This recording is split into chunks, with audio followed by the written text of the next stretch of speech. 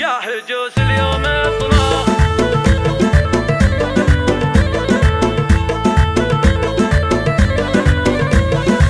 يا هجوس اليوم اطناخ بالاقوالي وابدع بنظم القوافي الخياليه في مدح العز من شانهم عالي قول عز والفخر في قوافيه امرا كل المعالي بهمثالي الاصيل الطيب الاوصاف مرويه امرا كم بالكرم جودي ينهالي الكريمه بالعطا كفها سقيه وصفها ام العريسه عذب خصالي فرحة بركان فرحه خياليه وامنا يسيرة الطيب وزلالي شيخة بنا الاميرات ساميه امنا يفبص لها تشمخ بعالي اشرقت ام العروسه ولها تحيه والقروم اخوانها خير الابطال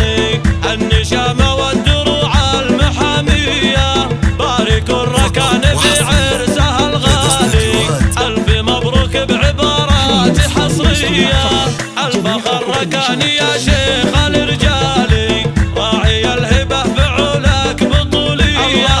وابتسام اجمل عروسه لها قبالي تشرق الدنيا ليا بانت بجيه ابتسام بزينها النادر العالي الفريده كلها وصاف عطريه في ركن وابتسامك بجزالي والسعاده اليوم في عرسهم حيه يا عسى الافراح يدوم الحياه طوالي والهنا والخير يملي لياليه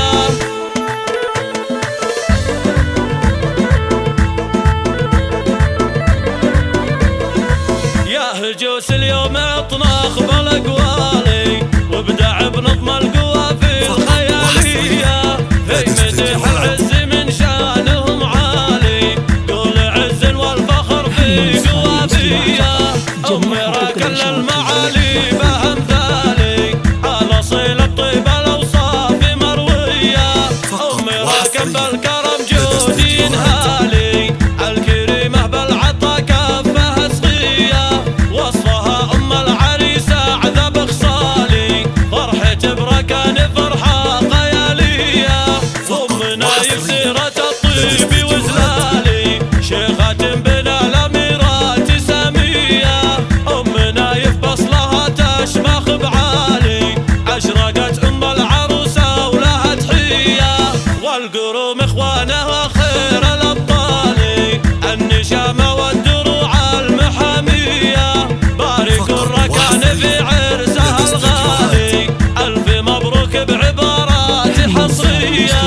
الفخر ركان يا شيخ الرجالي راعي الهبه فعولك بطوليه